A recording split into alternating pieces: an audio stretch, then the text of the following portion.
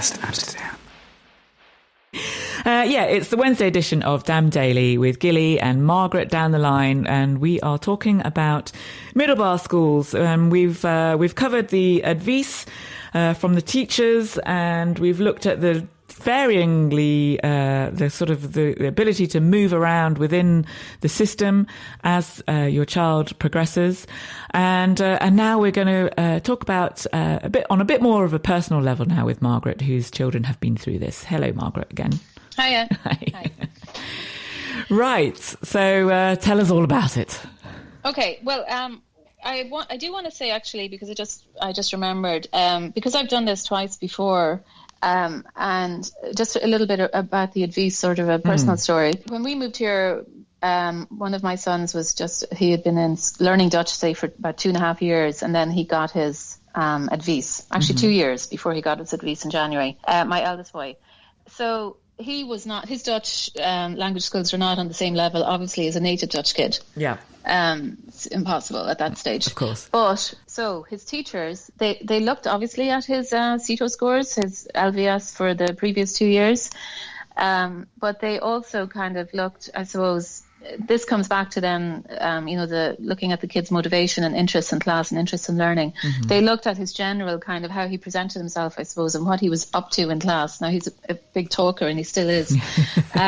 So it's a yearly thing on his reports. But they could see that he really wanted to learn. So yeah. I suppose my point is that lots of parents, not lots, but some parents move here when their children are older, and they do worry as well about whether their kids will be, whether their kids will not get the right advice for their, say, actual abilities. Yeah. And they worry because the kid's Dutch level won't be where it should be, maybe for a particular advice. Mm-hmm. But just to say that, definitely in my experience anyway, and other people that I know as well who've moved here with kids aged 9 or 10, that the teachers do look beyond that. Yeah. They're not just looking at how they're doing on the CITO scores, on the CITO toots. They're also looking at the whole package, if you like. And they kind of make allowances, if you like, for the language when they see that they would be capable of HAVO or VVO. Yeah.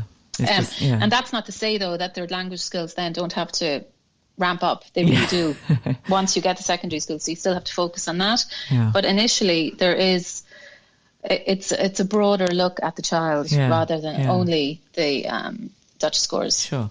And so, you said they still have to work on those language skills. So is that sort of with extra lessons beyond what any other child would receive, or is it just somehow incorporated within the total amount within of the lessons? school? Yeah. Well, I would. In my experience, it depends. I mean, obviously, some parents pay for private lessons as well. So it's a combination. Schools also would offer NT2 lessons within their school as well. Some schools would for second language that's speakers. Good. Yeah, so there is support there. So they would, Now, again, these are all things you ask your school that you're interested in, because they don't all do that. It depends on how many kids they're getting who are second language speakers as well, or third language speakers. Yeah. But there is that. There definitely is that option there. Yeah. Yeah. But it's an ongoing process, I would say. The language learning, or the language learning. I mean, it takes like between 5 to 7 years to really get your academic Dutch up to scratch. Yeah. You know, even at that young age when you're just because especially if you go to the VVO level, it's a very high level. So just let me see. So then in the last couple of weeks, we've had a look at some schools. Yeah. So look at in quotes, because we're only looking online. Of course. So last week when we spoke, we had a couple of actual school visits lined up, if you remember. Yeah. But then when I got off air last Wednesday, all the cancellations started coming in because then the government regulations, then, the lockdown just became a bit harder. Yeah. So now all the schools have cancelled their in-person. So they had mini open days only. Yes, I remember you saying some were half an hour, some were 3 hours, and so all of that is gone. That's all gone. It's all gone. Oh, so now everything is online, which is really disappointing. It's really disappointing for the kids especially, of course. I think. So anyway, but that's where we are. That's where we're at. Like maybe, I don't know, maybe in a month or something, some schools might be able to do something, but it seems to be Well, basically at the moment, everything is cancelled and everything is online. So, yeah. Yeah. But so I suppose overall I would say about that, it's very dry, so Yeah. yeah, Yeah. So the schools that we've had a look at, myself and my daughter, we looked at online. The first one that we looked at was Amsterdam's Lyceum. Now, I would preface this by saying we don't have my daughter's final advice yet. So we're still working on we don't know what advice she's going to get for sure. So we're going to look at loads of different kinds of schools. So the first one was Amsterdams Lyceum, and that's a VWO school. So it has Atheneum and Gymnasium programs within there. Yeah. That's two different types. The Gymnasium means basically you study Latin and Greek. Oh, and right. Atheneum is also the same level, but just no Latin and Greek. Yeah. Okay. Okay. So what do we look at there? Oh, yeah, they had a lovely little video on their website. Yeah. And it was the first one that we had looked at. And it was two younger kids. They looked around, I think they were probably first-class kids. And they made their own little video. And it was nicely done. They spoke to the camera and talked about what they thought of Amsterdam's Lyceum, and then they went around. They walked around the school with their camera. Yeah. And so they showed off the Amsterdam's Lyceum is a beautiful red brick building. It's lovely. Yeah. They're in Adad, and walked around. They went down to the canteen. They went into the classroom and spoke with a couple of teachers, which I thought was nice. Yes. Asked the teachers to, have a few words about the subject that they were teaching. And then they went outside. They kind of showed the area around outside of the school. It's right on the canal. So it's nice and picturesque. So and then they were on the bridge. I can't remember the name of the bridge there. So they were standing on the bridge talking about the school and what they thought about. And it was lovely. So that was our first introduction to the online thing. And my daughter's reaction was, that looks lovely. And I really like that school now because they look like they're really happy there. And everybody seems really nice. And it looks lovely. And very welcoming and everything. And then as we looked at more schools, I suppose she started to realize, so after the second or third one, she said, oh, everybody's kind of saying that they really love their school and that they really feel happy there and you can be yourself. So there's kind of like similar strains coming through, and so I think then it started to dawn on her, it's not going to be as easy as I thought because everybody who's making the little films loves their school. And they want to showcase it. Yeah. So how do you get to read between the lines then and make a distinction? That's challenging. Yeah. But I suppose that's our first introduction anyway, and it's really important for the kids to see it. So go to your school website, or the school website, have a look at what they're offering now. So usually what the schools are offering is they'll have made maybe a video. Some kids will have made a video or a vlog. There's brochures that you can download from the website for the parents to look at. I really don't think my daughter is ever going to have a look at any brochure because their page is long. And so I think for the kids, it's probably like the vlogs and the videos that are going to make, kind of get their interest. They have webinars as well. So that's where, so we have sat through one as well. So let me think, Barlaeus Gymnasium, we looked at a webinar a couple of weeks ago. That was basically like the rector. He's the director of the school. He was speaking to us for about half an hour. And then we were all just online. And he's talking about the school, the background of the school, the tradition of the school, what kind of subjects they have. And then, so in the webinar, then you can raise your hand, I suppose, and ask a question. Yeah. So then somebody lets you in and then you ask your question. In that one, well, to be honest, like for me, because I'm not a fluent Dutch speaker, it's really very frustrating as well, and you're sitting there and you think, oh my God, I really want to know everything this guy is saying, but you just can't. I mean, my level of Dutch is between A2 and B1. Yeah, I'm halfway between B1 now. And I still can't. I can't follow what the directors are saying in their speeches. It's just, and I mean, I can catch some of it, in some words, some phrases I understand, and especially if you know the context, it's a little bit easier. But overall, but doing it online is not a help to that you just miss so much. You miss so much. That's the frustration as an international parent if you're not a fluent Dutch speaker.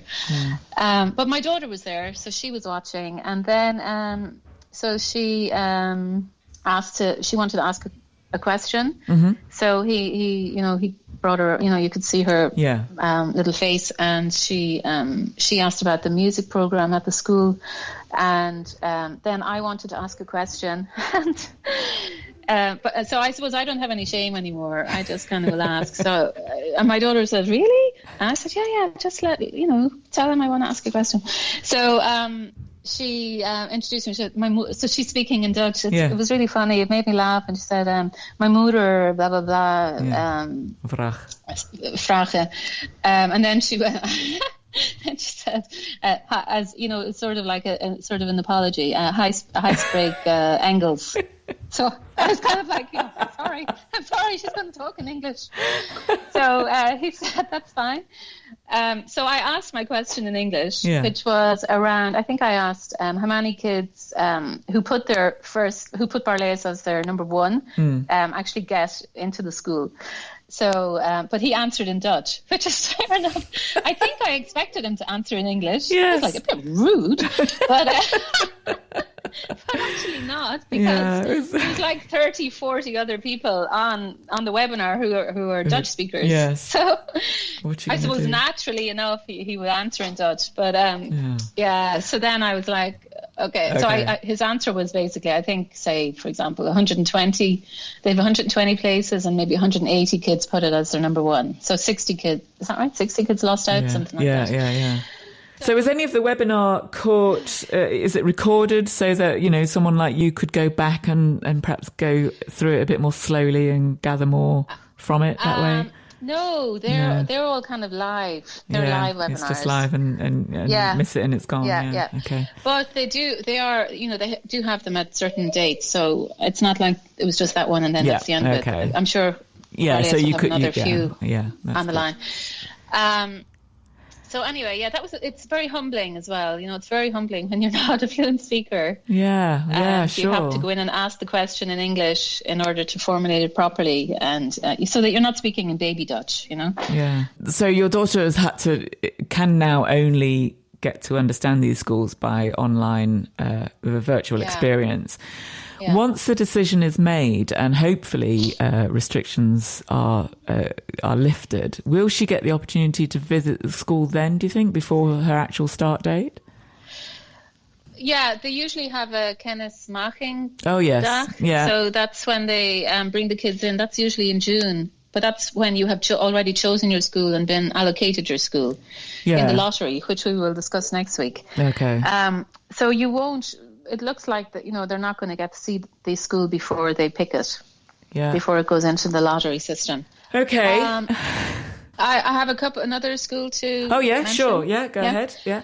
Then we looked at a school called Alasca, which is it's been rebranded. It used to be called Cartesius 2, and that's in Nord. Yeah, see, we live right in the south, so lots of schools, well, not lots, but some schools are like really far away. But anyway, this school looks really interesting. So what they have on their website, they say it's a liberal arts and science academy. Right. And it's a modern, ambitious school, and they offer education at the HAVO level and VWO plus. So wow. Remember I said within VWO there's Atheneum, there's Gymnasium, and then some schools say they have a VWO plus program as well.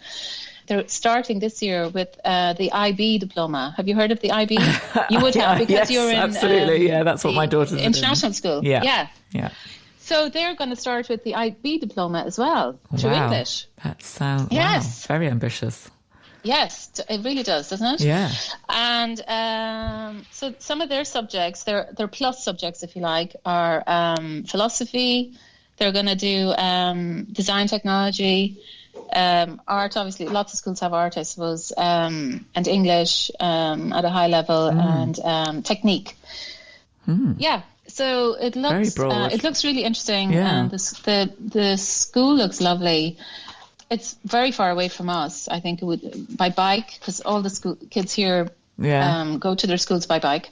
So I think it's around maybe 35 minutes by bike. Okay. But it will certainly, by the looks of it anyway, it will certainly be going on our list of 12 schools that we're going to have to list out, by the way. But we'll talk about that next week. Great. Okay. So I'm looking forward to digging deeper into this website, the Alasca website. And I think you can also, they had a little, they had a few kids who made their own a little video as well. It's on Vimeo, whatever you call that. Yeah. And it just looks really nice. Yeah. And again, kids talking about how they love their school. And basically everybody seems to love their school. Yeah, of course. They're not going to say anything else at this point, are they? But yeah. But that's definitely one that's one to watch for us. Yeah. So how far through you said you've got to put a list together of 12 schools. Yeah. 12 how schools. Many have you got to look at so far? I think we've looked at 5. Okay. I would say 5. Yeah, 5 max. Including the school where my sons go. Yeah. And that's my daughter has actually been there anyway, so that's kind of lucky. Yeah.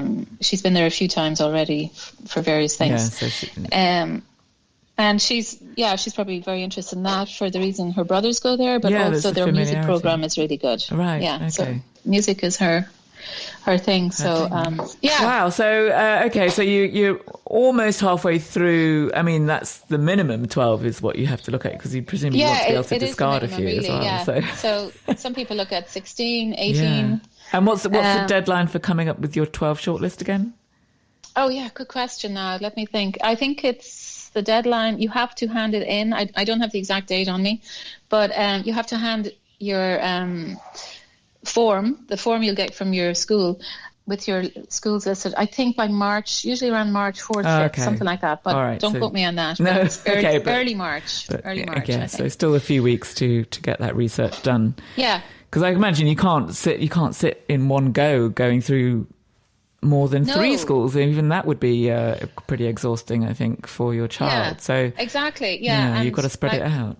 Yeah, exactly. And I mean, I think really after, we're going to be looking at 2 this afternoon, Funas Vitae, and another one this afternoon between a webinar and whatever. So I just guess by school 7 or 8, my daughter's probably going to switch off, because that was even what it was like for my Well, I can completely understand that. That's especially online. For children, 12 is a lot to juggle in your mind. Yeah, and there's definitely the disappointment there that you can't actually see the schools. So what we're going to do is we're going to go around on our bikes and look at the schools from the outside and try and peek in the windows. Yeah, well, that's better than nothing, isn't it? Get a sense of it. Helps cement the idea of it, Yeah, and you can also, schools are also offering one-to-one gesprek. So that's you can email, some schools are offering this, you can email and have a one-to-one meeting with a teacher, online, I mean, obviously, with the teacher or the rector to ask your specific questions. Yeah. So that's there also. And then some schools are hoping to offer, and it just depends really on how the restrictions go, lesjesdagen. So that would be where the child can go in and sit in a classroom while the teacher is giving a mini lesson in French or Latin or something like that. Yeah. So some schools still have that up on their website, that this is going to be a thing. So it just all depends. And it certainly sounds like the schools are doing, in very challenging situation right now, that they're doing their best to kind of bring their schools to life. Which, for this big decision that the kids have to make. So, I don't envy you, I must say. It's a big thing to take on. And that, along with holding down your job or looking after your family or whatever other life challenges we're faced with at the moment. Yeah, I just wanted to mention another website which is good. It's called Scholen op de Kaart. So it's SCHOLENOPDEKAART.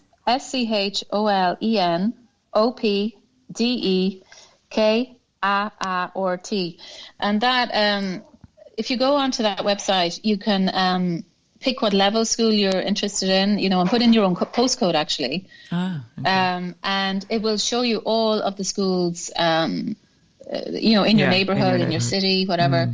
And then you can click on each school and you can see like so many different characteristics of the schools, like how many kids are attending, the sex breakdown. Wow. Because some schools, for example, would have 70%, like Gerrit van de Veen school would have, like, I think approximately 70% girls, 30% boys. That's a very arty school. Yeah. And then Fons Vitae has 55% boys, 45% girls. So you can see that. You can see where they're coming from, where the kids live. So that's a great tool to sort of help narrow really down. You can see if they're like mostly from Amsterdam South or from, if it's more spread out around the city. So it's actually really good. It just kind of gives you more in-depth kind of information about the school. So I had a look at that over the last couple of days, and you can then you can go down a rabbit hole and start looking at. You're there for hours, sure you can. It doesn't matter at the end of the day. Yeah.